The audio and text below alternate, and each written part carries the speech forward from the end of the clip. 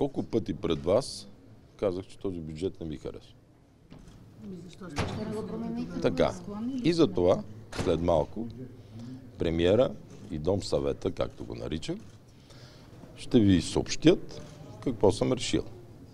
Събрах сутринта Дом съвета, събрах подкрепящите партии, премиера и финансовия министър като мандатоносител и им казах този бюджет да се изтегли.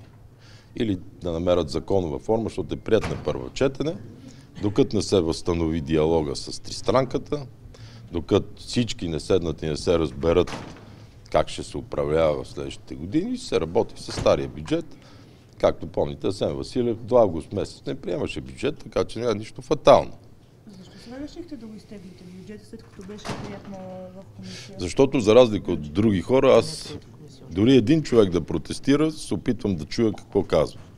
И в някои от исканията има логика, има разум, а и самия аз десетилетия наред съм работил винаги с диалог с тристранката. Десетилетия. Това означава ли, че влезем в еврозоната без бюджет?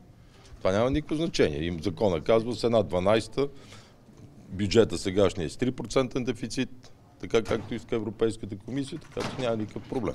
Вашите коалиционни партньори съгласни ли са на това? Те сега ще говорят само след минутка. Просто от уважение към вас спрях да кажа какво е положението и разбира се на госпожата да кажа, че когато има Шампионска лига и играе Реал Мадрид, да отида на протест. Значи протестите са по-малко важни, колкото